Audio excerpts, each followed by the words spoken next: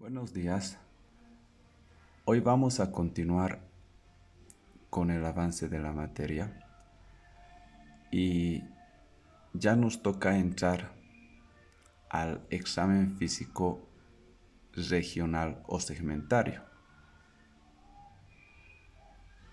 Recordar que previamente, dentro de la estructura de la historia clínica, ya avanzamos todo lo concerniente a anamnesis.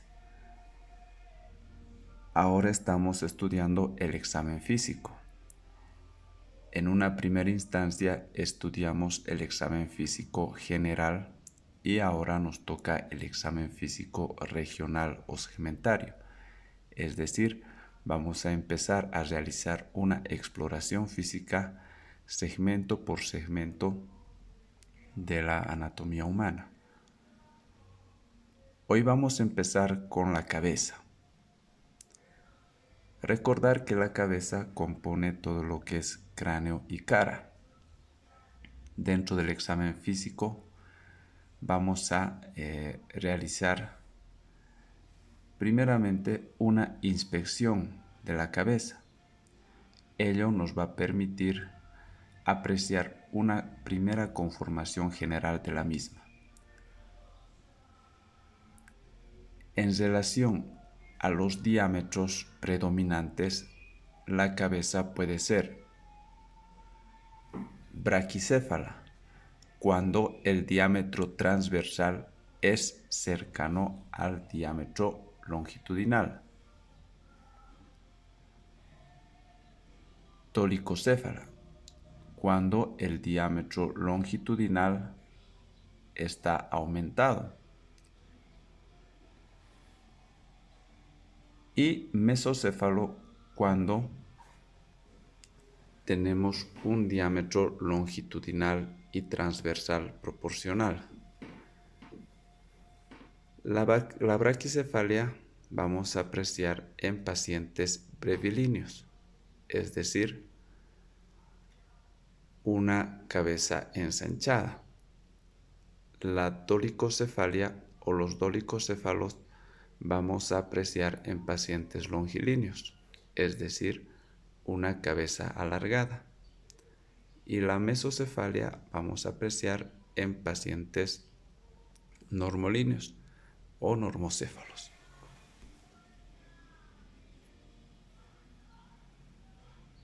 Según su forma, podemos dividirla en macrocéfalos y microcéfalos. Macrocéfalos son pacientes que presentan un aumento global del tamaño cefálico. En niños suele presentarse macrocefalia en pacientes con raquitismo e hidrocefalia. Y ya en pacientes adultos, es decir, cuando ya no están en la etapa de crecimiento o después de la etapa de crecimiento, puede presentarse en la acromegalia. La microcefalia hace referencia al poco desarrollo cerebral o a un cierre precoz de las fontanelas.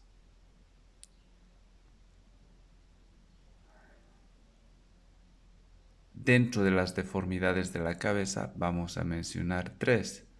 La turricefalia, que se caracteriza por un cráneo en forma de torre, es decir, un cráneo alargado, alto. Se va a observar en el raquitismo la ictericia hemolítica congénita. La escafocefalia se caracteriza porque el cráneo va a adoptar una forma de quilla. La plagiocefalia se caracteriza por un crecimiento asimétrico del cráneo.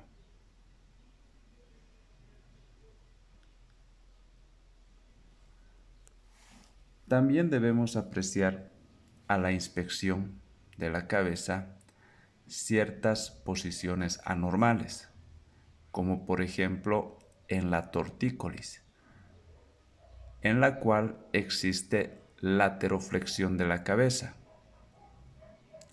Y esto se debe a una contractura involuntaria del esternocleidomastoideo, del trapecio y el escaleno. Puede también haber una retroflexión de la cabeza. Esto se va a apreciar en pacientes con meningitis aguda o tétanos. O puede haber también una anteroflexión presente en procesos artrósicos de la columna cervical. La cabeza también puede presentar movimientos anormales, como ser la que se ve en el signo de Muset en pacientes con insuficiencia aórtica. La cabeza se va a caracterizar por tenues flexiones ritmadas por el latido cardíaco. Otros movimientos anormales que se pueden presenciar en la cabeza son el temblor acompañado de rigidez. Esto presente en la enfermedad de Parkinson o también en el temblor senil. Los movimientos pueden ser desordenados, como por ejemplo en los movimientos de la córea, o también esos movimientos pueden constituir tics.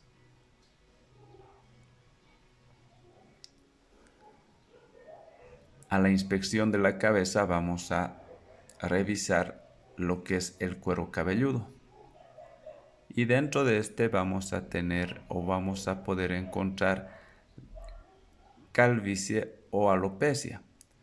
La calvicie es la caída hereditaria del cabello y la alopecia viene a ser una caída transitoria o patológica, como sucede en casos de tiña, impétigo o secundarias a drogas citotóxicas.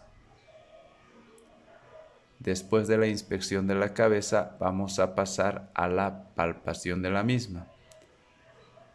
En la palpación vamos a buscar lo que son edemas, hematomas, enfisema subcutáneo, todo esto a nivel del cuero cabelludo. Vamos a palpar también las fontanelas y vamos a buscar ablandamiento de los huesos craneanos en los lactantes.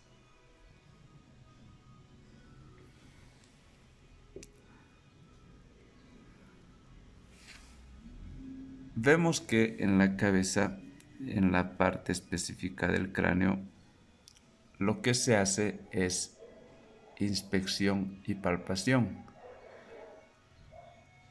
El cráneo rara vez se percute o se ausculta.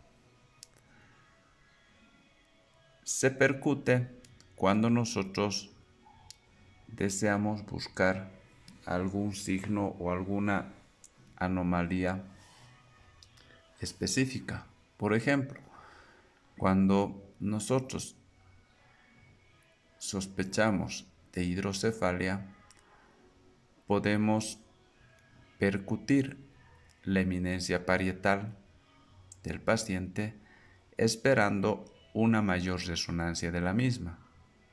Escuchar un sonido como olla cascada. A este signo se llama signo de Massewin.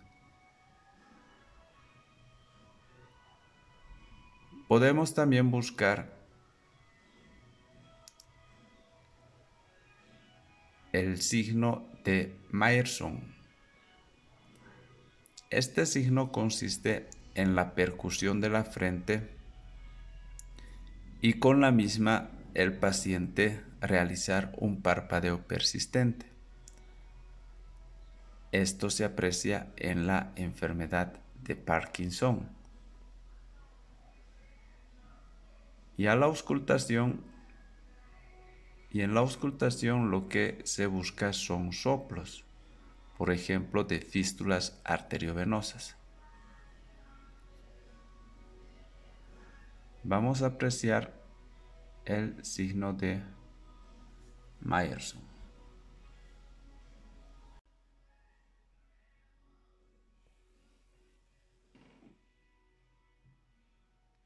Aquí vemos que a la percusión hay un parpadeo constante del paciente. En la enfermedad de Parkinson es presente y positivo este signo.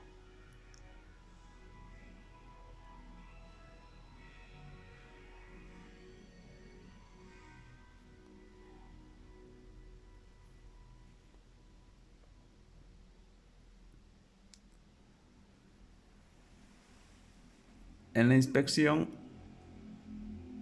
o en el examen físico de la cabeza vamos a también a revisar la frente. La frente suele ser más amplia en el varón que en la mujer. En relación a la amplitud de la frente, cuando esta amplitud es exagerada, se denomina frente olímpica, que suele aparecer en pacientes con sífilis congénita, raquitismo, pero a veces también suele ser de tipo constitucional. Se busca en la frente también arrugas, las mismas que van a reflejar un estado de depresión o angustia persistente del paciente. Ahora, también, si existe imposibilidad de arrugar un lado de la frente, vamos a relacionar con parálisis periférica del séptimo par. Debemos también inspeccionar las cejas. Si es que existe una caída en sus extremos, entonces vamos a sospechar de mixedema o también podría ser, aunque más raramente, sífilis.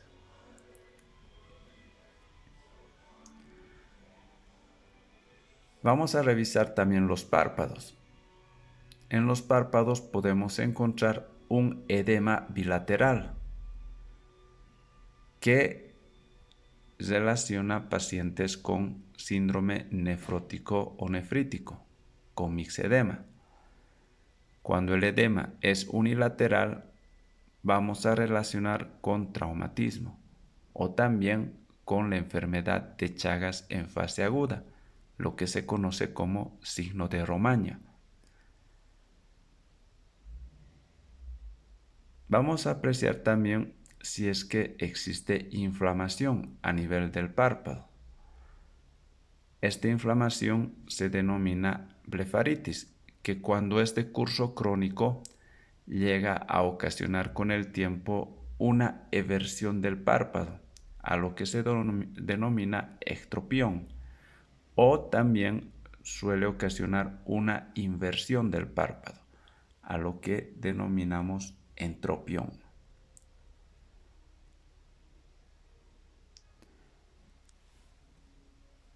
También debemos evaluar si es que existe imposibilidad de levantar el párpado superior.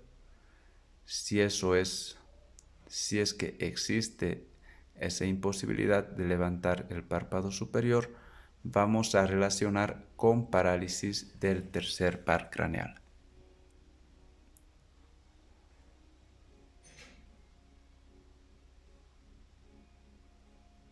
También, si es que existiera imposibilidad de ocluir el párpado, a lo que se denomina lagoftalmo,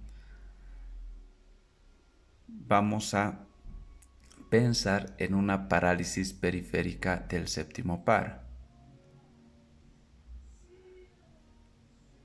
A nivel de los párpados también debemos verificar si es que el paciente presenta epicanto. Epicanto es el repliegue palpebral en forma de media luna que se ubica en el ángulo interno del ojo, como ocurre en el mongolismo, en pacientes con síndrome de Down. Este epicanto también es conocido como si fuera un tercer párpado.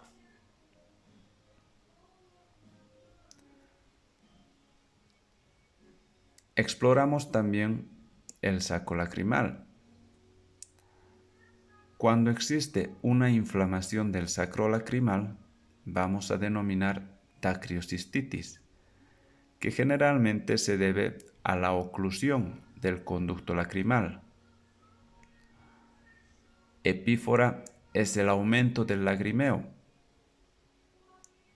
La epífora puede encontrarse en pacientes con conjuntivitis, con cuerpos extraños o también por obstrucción de la vía lacrimal. Cuando hay, por el contrario, una disminución del lagrimeo, que se denomina seroftalmia, podemos relacionar con el síndrome de Sjögren. Este síndrome se caracteriza por afectar a las glándulas salivales y lacrimales, ocasionando de las mismas una disminución en su producción.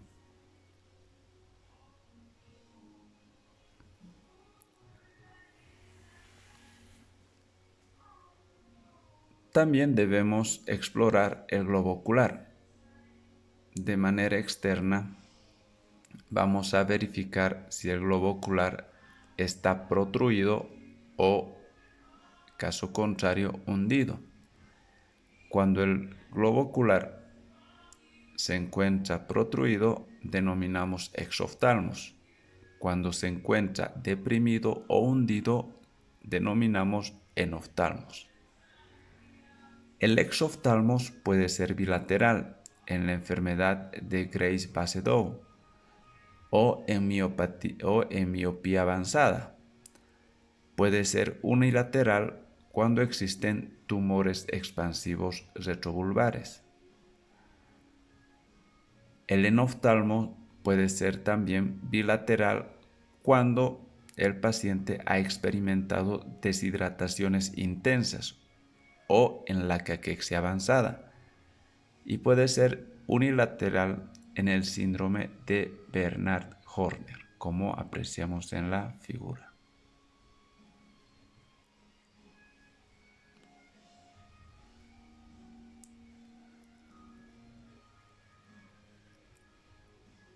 Hay que indicar que normalmente los globos oculares se mueven armónicamente en el mismo sentido, manteniendo cierto paralelismo sus ejes. Entonces, vamos a hablar de estrabismo cuando exista una desviación de un globo ocular. Este estrabismo puede ser convergente,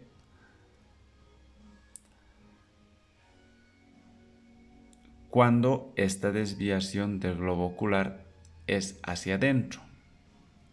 Puede ser divergente cuando la desviación ocular es hacia afuera. Puede ser sursumbergente cuando esta desviación es hacia arriba, o deursumbergente cuando la desviación es hacia abajo,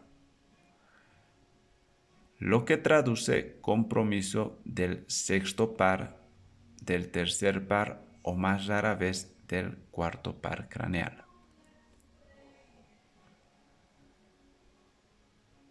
A nivel de los ojos también podemos apreciar el nistagmo, que es el temblor rítmico, rápido e involuntario de los globos oculares, presente en lesiones laberínticas o cerebelosas.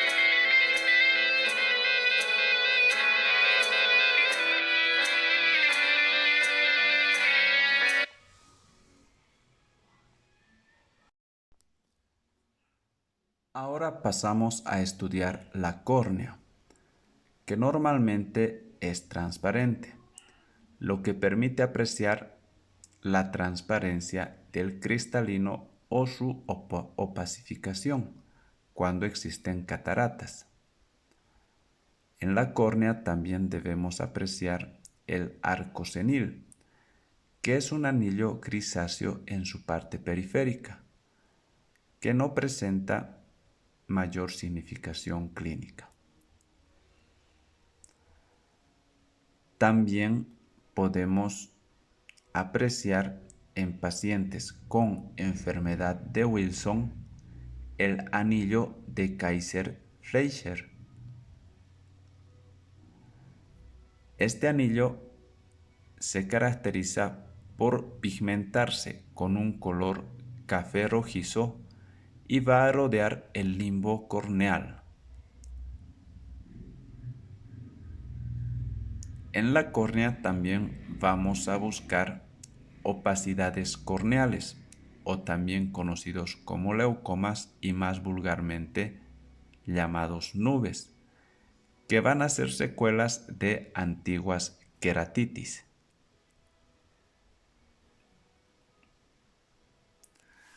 Debemos examinar también las pupilas y vamos a denominar isocoria cuando las pupilas se mantengan iguales.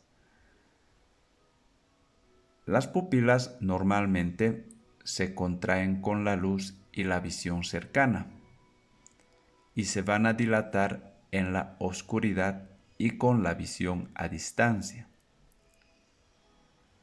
Denominamos anisocoria cuando existe una desigualdad entre ambas pupilas. La anisocoria puede estar presente en pacientes con sífilis del sistema nervioso, los cuales van a presentar una ausencia del reflejo pupilar a la luz, lo que se conoce como signo de Argyll-Robertson. También anisocoria puede verse en pacientes con hematomas subdurales. Debemos también examinar si es que el paciente presenta midriasis, es decir, las pupilas van a encontrarse dilatadas. La midriasis puede observarse en pacientes que han consumido compuestos atropínicos.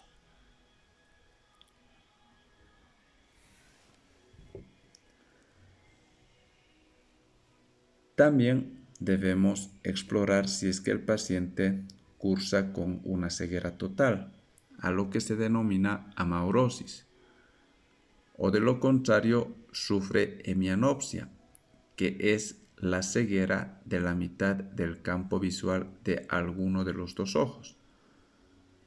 O también si es que presenta escotomas, es decir, el paciente presenta ceguera de una zona bien limitada de un campo visual. O tal vez presenta daltonismo o discromatopsia, que es la ceguera solo para ciertos colores. O de lo contrario, o tal vez el paciente presenta una disminución de la visión, a lo que se denomina ambliopía. O también si es que este paciente reacciona expresando una sensación desagradable o dolorosa a la luz, lo que se denomina fotofobia.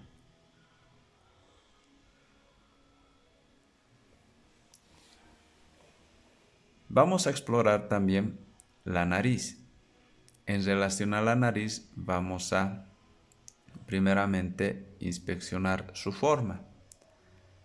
Esta va a tener diferentes formas dependiendo de varios factores, como ser el origen racial o también las secuelas que pueden surgir posterior a traumatismos.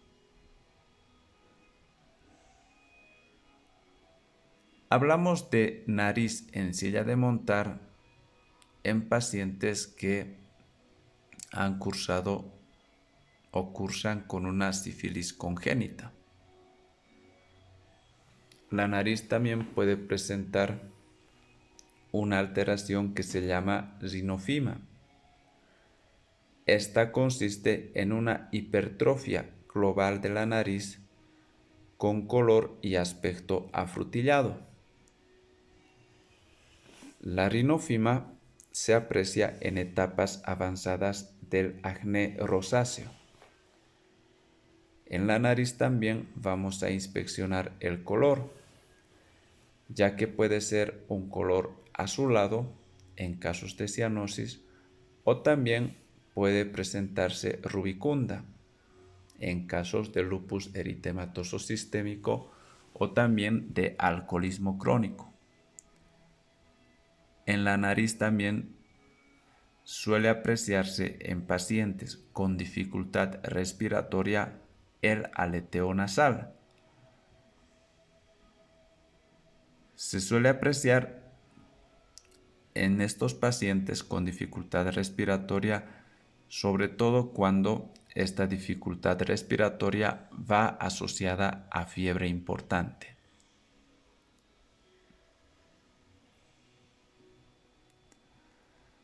En la nariz también vamos a inspeccionar si es que existe secreción nasal, ya sea acuosa o serosa.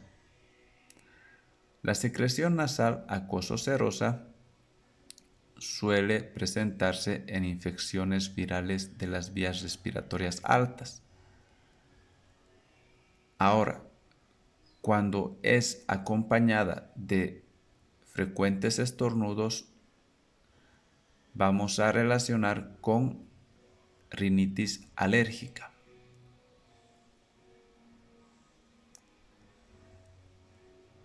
También en cuanto a la secreción nasal, vamos a revisar si esta secreción nasal es purulenta. Si es purulenta, entonces vamos a sospechar de compromiso de los senos frontales o maxilares, como ocurre en la sinusitis.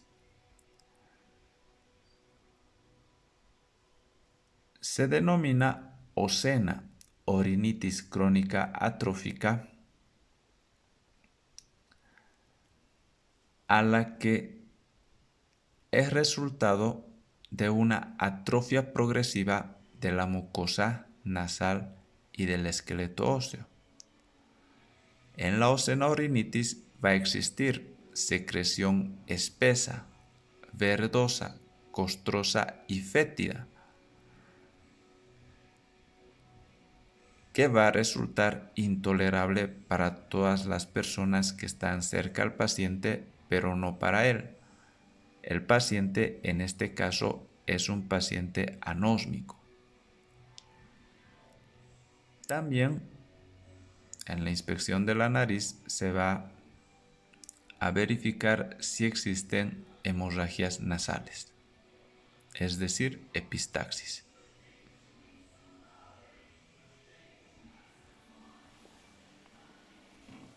Vamos a también realizar una revisión de las orejas.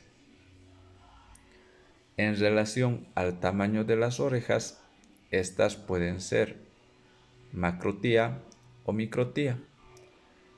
Macrotía hace referencia a orejas de tamaño grande y microtía a orejas de tamaño pequeño. Estas variaciones no tienen gran relevancia semiológica.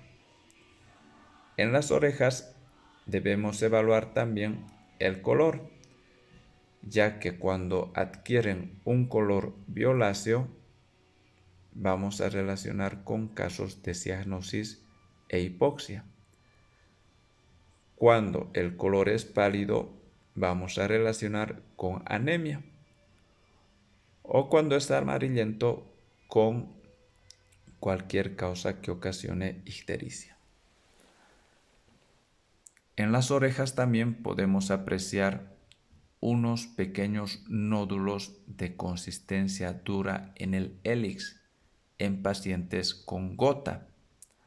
A estos nódulos se llaman tofos.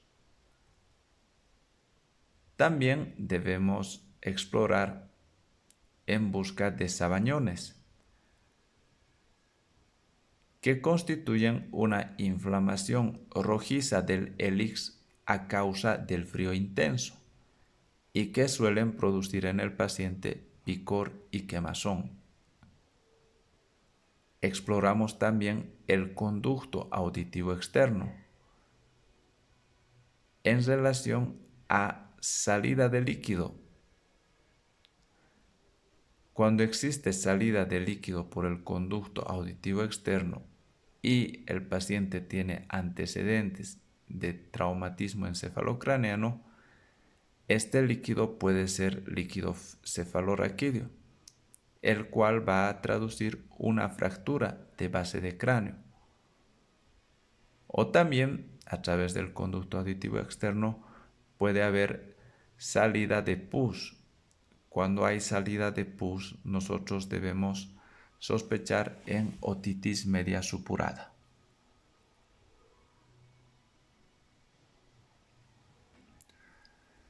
En relación a la exploración de los oídos, también debemos explorar la audición.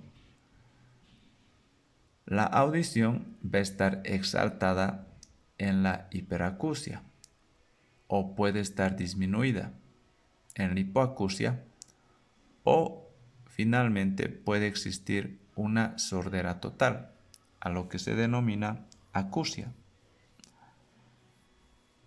También pueden haber tinnitus, que son ruidos en los oídos de tipo agudo, o acúfenos, que son ruidos en los oídos de tipo grave, generalmente en pacientes adultos mayores. Si estos se asocian a otalgia, otorrea y fiebre, posiblemente sea un cuadro de una mastoiditis.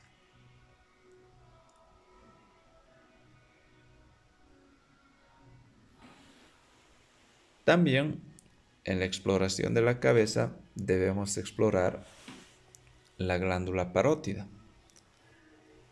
La glándula parótida suele en algunos casos inflamarse. Esta inflamación dolorosa de la glándula parótida se denomina parotiditis, o también conocida como paperas. Debemos explorar también la glándula parótida porque suele ser también un sitio frecuente de tumores.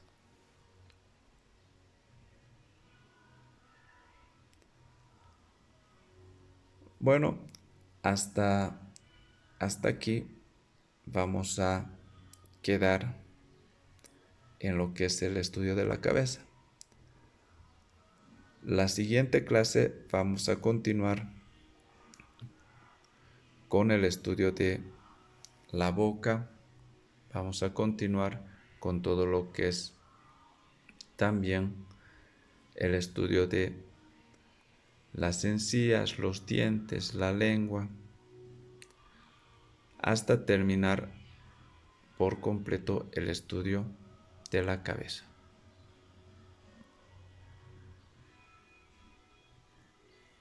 Hasta pronto, nos vemos y gracias por su atención.